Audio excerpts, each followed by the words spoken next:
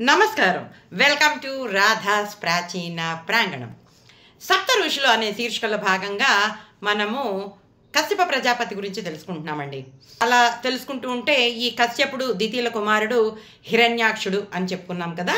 నాసిక నుంచి చిన్న వరాహ రూపంలోకి విష్ణుమూర్తి బయటకు వస్తాడనమాట. ఆ వరాహంగా వచ్చినటువంటి ఆ విష్ణుమూర్తి ఆ చిన్న వరాహం కాస్త మెల్లమెల్లగా ఏనుగంతయ్యి, తర్వాత పర్వతమంతయ్యి, భీకరమైన గోళ్లతోటి, పెద్ద కొమ్ముతోటి, ఎర్రటి కళ్ళతోటి, కోపంగా మహోగ్రంగా ఉంటుంది. భూమి కోసం వెతుకుతూ సముద్రం దగ్గరకు వచ్చి ఆ సముద్రాన్ని తన చేతితోటి 2 చీలికలు చేస్తుంది. చీలికలు చేసి లోపలికి దూసుకుపోతూ ఉంటుంది భూదేవిని పట్టుకోవడానికి. ఈ విషయం గమనించినటువంటి హిరణ్యాక్షుడు భూమికి కాపలా కాస్తూ ఉంటాడు. ఇంతలోపల ఈ వరాహమూర్తి గబగబా వచ్చేసి ఆ హిరణ్యాక్షుణ్ణి పక్కకు నెట్టేసి భూమిని తీసి కొమ్ము మీద నిలుపుతాడు.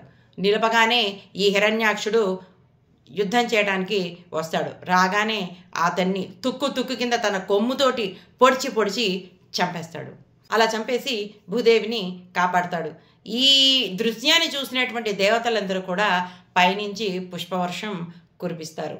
ఇదండి హిరణ్యాక్షుడి కథ.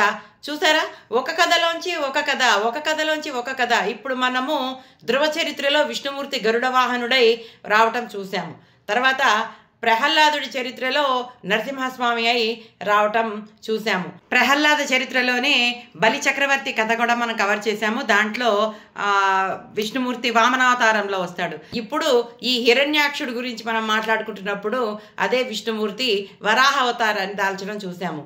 మీరందరూ కూడా ఒకవేళ ఆ పాతవి చూడకపోతే తప్పకుండా వెళ్ళి భక్త చరిత్రలు చూడండి. ఒక దాంట్లో మనకు తెలియకుండానే మనము స్వామివారి అంటే విష్ణుమూర్తి దశావతారాలు కూడా మనం కవర్ చేస్తున్నామండి. ఎక్కడ చెడు ఉందో అక్కడక్కడ మంచి ఉంటుందని నిరూపించడానికి ఎప్పుడు రాక్షసులు ఉన్నారో అక్కడక్కడ భగవంతుడు అవతరించి వాళ్ళందరినీ కూడా తను సర్వనాశనం చేస్తూనే ఉన్నాడు. ఇప్పటికీ కూడా మన వెనకే ఉంటాడండి. ఎక్కడ మంచి ఉందో అక్కడ భగవంతుడు ఉన్నాడు, ఎక్కడ చెడు ఉందో ఏదో ఒక అవతారంలో వచ్చి ఆ చెడుని సర్వనాశనం చేస్తాడు భగవంతుడు అని మనం నమ్మాలండి.